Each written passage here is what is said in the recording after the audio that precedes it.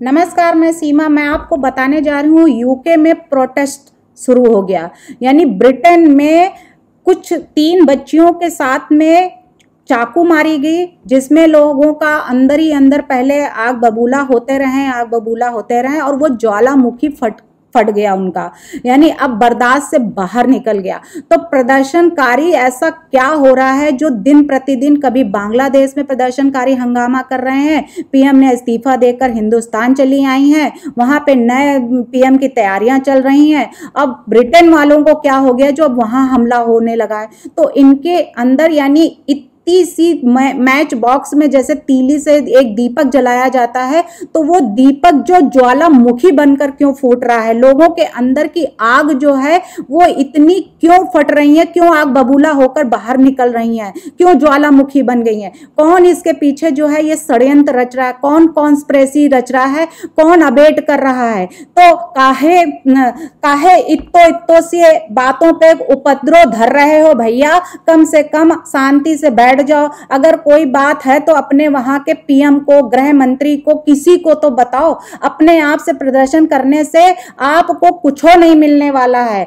और कुछ समझ में ना आ रहा है तो कहो तो एक गिलास पानी पी लो तो दिमाग ठंडा हो जाए। और दिमाग ठंडा होने पर आपको कम से कम आपकी तरकीब आएगी कि आप क्या कर सकते हो, और चुप्पा बैठ जाओ पानी पीने के बाद। और चुप्पा बैठने के बाद में कम से कम सोचो ठंडे दिमाग से कि हम ये गलत कर रहे हैं या अच्छो कर रहे हैं। हम जैसे वो पिक्चर आई थी, हम जिएंगे हम मरेंगे हे वतन तेरे लिए, तो दिल दिया है जान भी देंगे हे वतन तेरे लिए। तो अपने वतन के लिए, अगर अच्छे कार्य के लिए अगर जान दे रहे हो तो बहुत अच्छी बात है, लेकिन अगर फालतू की अगर आपकी जान है, आपका जीवन मनुष्य का बहुत ही मुश्किल से मिलता है, तो इस मनुष्य के जीवन को अच्छे कार्य के लिए यूज करो, ना कि जो है किसी ऐसे फालतू में अपनी जान गंवा बैठो। तो कम से कम ये प्रदर्शनकारी अगर इतना प्रदर्शन कर रहे हैं तो अपनी बात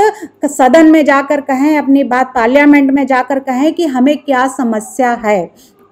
तो ब्रिटेन में क्या हुआ है मैं आपको बताने जा रही हूं कि ब्रिटेन में किस तरीके की समस्याएं आई। तो यूके में जो प्रोटेस्ट ब्रिटेन में मचा है बवाल, तो ये बवाल किस बात पे मच रहा है। कई शहरों में पुलिस से जो है ये प्रदर्शनकारी भिड़ रहे हैं, भिड़ने के साथ साथ में दुकानें फूंक रहे हैं, ये कर रहे हैं, ईंटें फेंक रहे हैं, पटाखे फोड़ रहे हैं। तो ये सब करने से उनको कुछ नहीं मिलने वाला है। कई दिनों से ये ब्रिटेन में देश भर में कई दिनों से ये हिंसा जो है थमने का नाम नहीं ले रही है। प्रदर्शनकारी शहरों में उत्पात मचा कर रखे हैं और हर जगह पे जो है पुलिस के साथ हिंसा कर रहे हैं। उनके कई जगहों पे ईंट पटाखे जो हैं वो फोड़ रहे हैं, दुकानें जो हैं उनको और होटलों में जो है वो हमला बोल रहे हैं। तो ये सब करने से क्या मिलेगा। बीच में सरकार ने जो चेतावनियां दी हैं कि हिंसा सख्ती से निपटा जाएगा, तो उसके बावजूद भी तुम लोग क्यों इतना वो कर रहे हो, उत्पात मचा हो, क्यों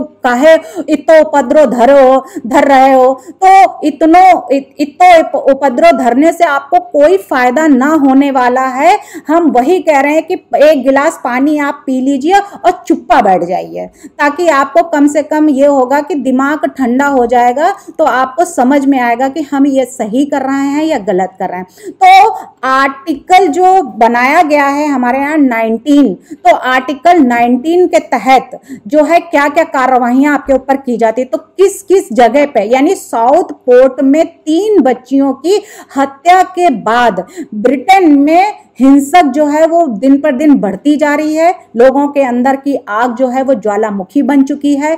वहीं पे लिवरपूल, हल, ब्रिस्टल, लीड्स, ब्लैकपूल और स्टोक ऑन स्ट्रेट और बेलफास्ट, नटिंघम और मैनचेस्टर, इन जगहों पर जो है वो हमला हो रहे हैं।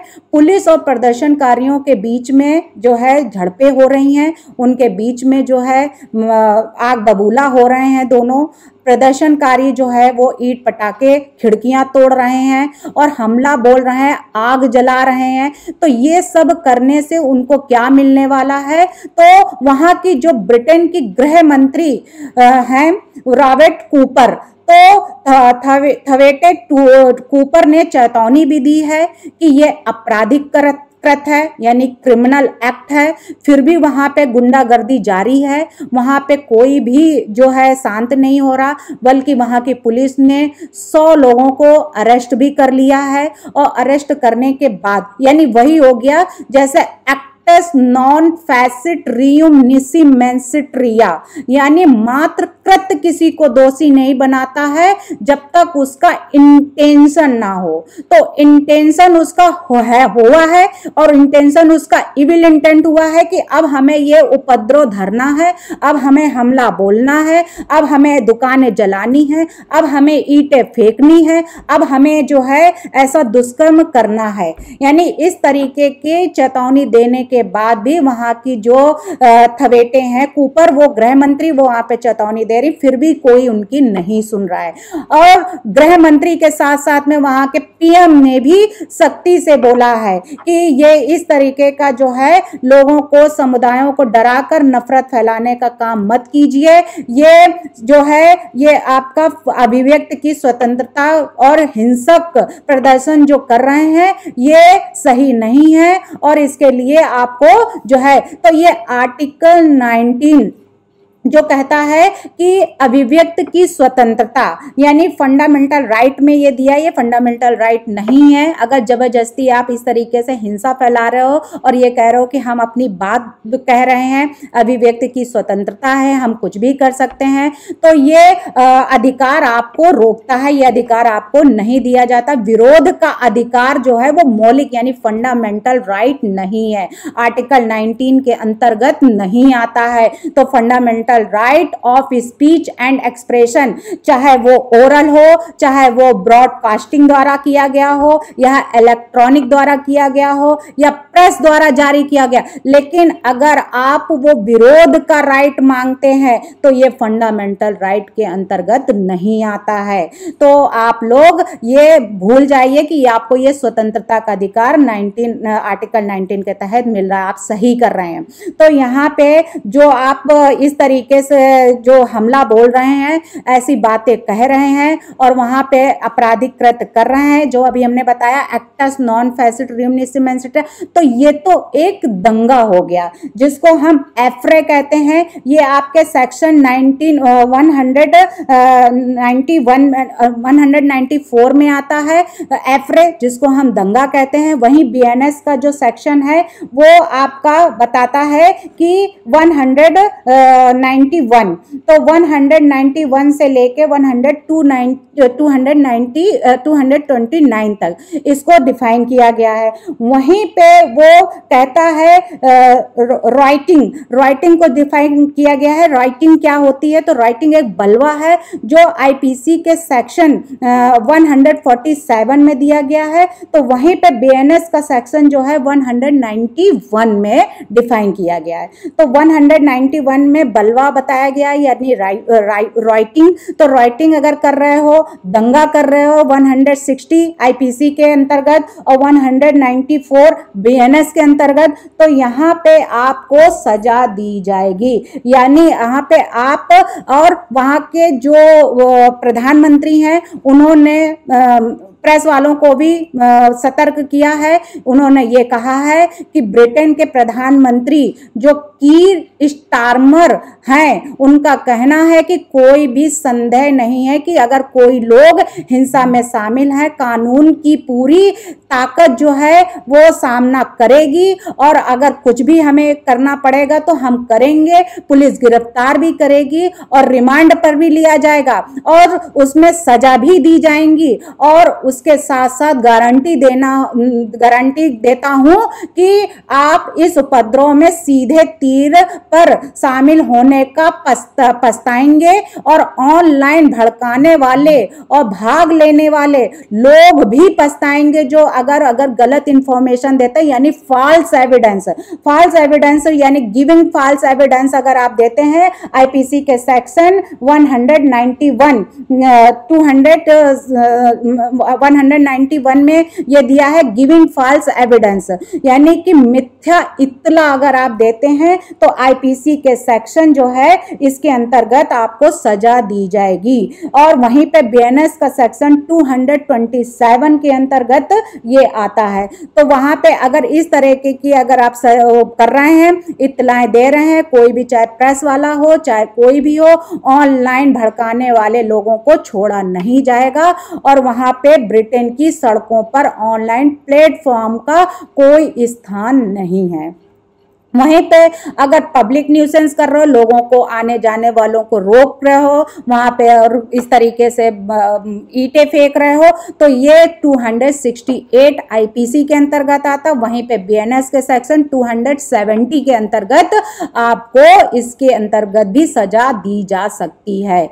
यानी कि राइटिंग यानी बलवा के लिए, बलवा में 147 के अंतर्गत, पब्लिक न्यूसेंस 268 आईपीसी का, बीएनएस का 270, वहीं पे एफ्रे यानी दंगा के लिए 160 आईपीसी का, बीएनएस का 194 सेक्शन, इन सब के अंतर्गत और कॉन्स्टिट्यूशन के आर्टिकल 19 के अंतर्गत आप लोगों को सजाएं दी जा सकती है। इसलिए आप लोग अपने वहां के गृह मंत्री हैं, जो आपके यहाँ के पीएम है